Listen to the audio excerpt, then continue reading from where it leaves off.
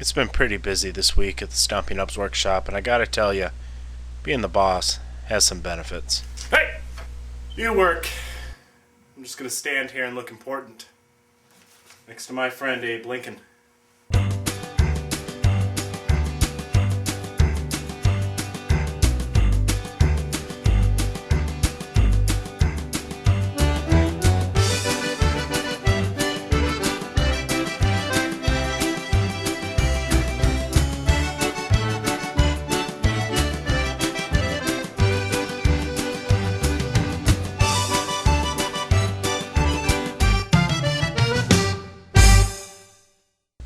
We do custom work and small-scale production here in the workshop, so every feature is constantly being adapted to maximize efficiency.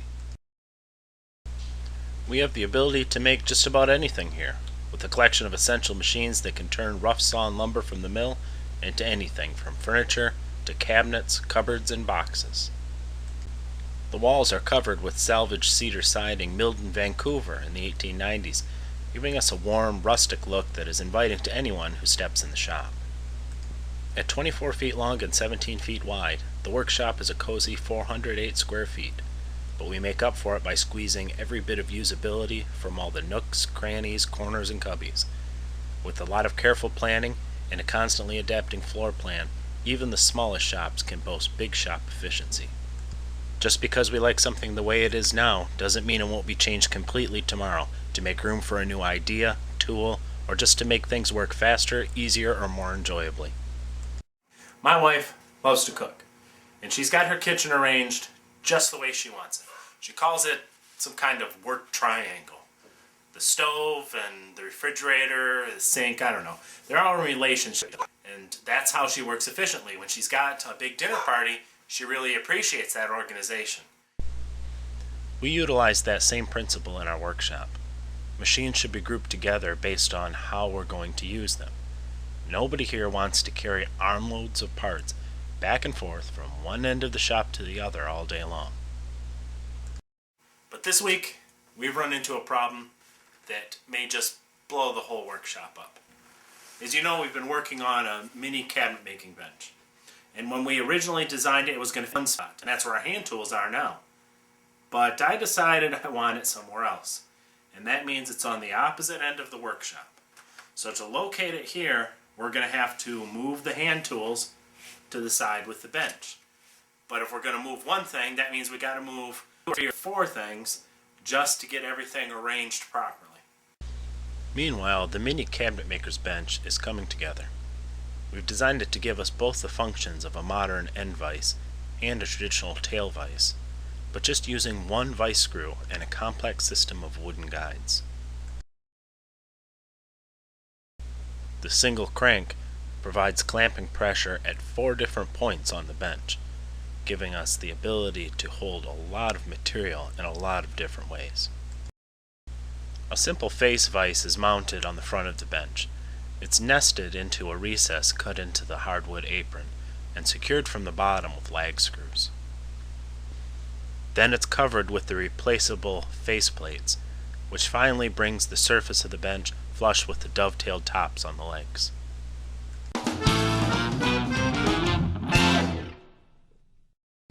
One way to save some cash on your bench is by carefully choosing the vise you install. This bench is getting one from Jorgensen, the same company that made those bright orange clamps my father had in his shop decades ago. While it's considered their medium quality vise, it has the same strength, durability, and features as a vise twice as expensive. I got this one for under $50. It's heavy, well machined, and will still be clamping long after the Stumpy Nubs Workshop is gone. Then all the hand tool stuff is going to have to go over there, where it'll switch places with the sanders, back over there. That way the hand tools will be closer to the hand tool bench. I really like having the planer over top of the joiner. That's definitely going to stay. But this thing is going to have to go somewhere else. And I think I want the drill press over there. And that means the scroll saw is probably going to have to come somewhere over here. I really hate to see our big sanding station go. This thing has been great. We took 3 belt sanders, mounted them all together, each with a different grit of paper. So you could take something from like 120 to 340 in no time just by moving it from one belt sander to the other. It's been great, but the thing is huge. It takes space, and now that we have to move it to make room for the hand tools by the new bench, I think we're going to have to reduce it in size. And that's going to be a pain. Changing things in the shop wouldn't be so bad if it wasn't for all the mounting and assembly that's involved. Just when you think you've got things the way you want them, a new idea comes up and you have to tear everything apart again.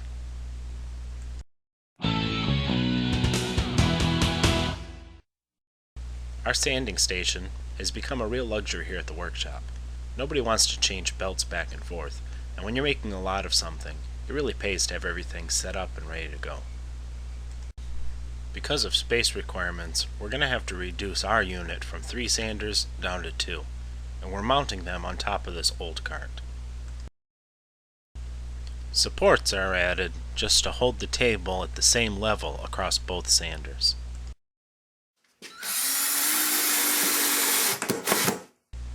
Originally, these sanders had bases. Those had to be removed because they were different sizes. We just cobbled something up to put underneath to raise the bottom of the belt to the same level on both sanders. Of course, the sanders have to be fastened down somehow to keep them from shifting. Once we square the table to them, we want it to stay perfect.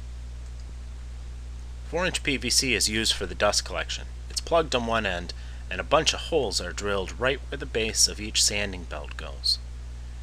This gets hooked up to our dust collection system on one end, and it does a pretty good job of sucking up all that fine dust that would end up in your lungs. The table mounts on top and is squared 90 degrees to both sanders.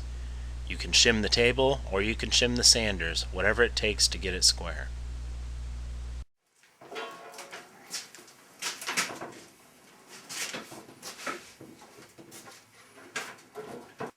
The giant scroll saw is a whole different animal. It can't go here anymore, there just isn't room. So I think we're going to put casters on the bottom and just move it around the shop and see where it fits. The problem is, every time I figure out a place to put it, I don't like it. Something makes me hate it there. The problem is, it's a small shop. So if you move something around, you're going to have to move 2 other things to try to fit it all in. Sure, you could just cram things together, but if you're going for true efficiency in your workshop, you have to carefully decide where everything goes, and that means trying a lot of options, and then stepping back and deciding if you like it. Now what do we do with this? The drill press. That can go over there. While technically a drill press does go with the cutting and milling machines on that side of the shop, it could also fit on the side of the shop with the lathe and the sanders. In fact, we use it for spindle sanding sometimes. It's not ideal, but I don't think it's going to throw off our efficiency here in the workshop.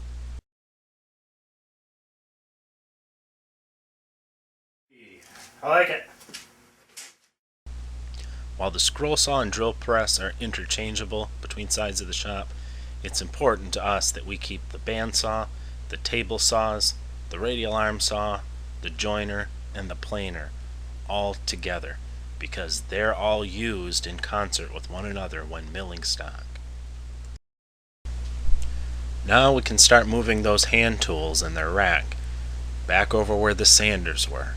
That gets it close to the bench. Hand saws can go over there too.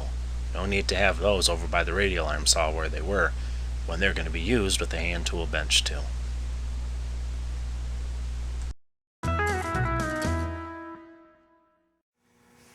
Not every safety tip is about keeping your fingers and your toes away from the saw blade.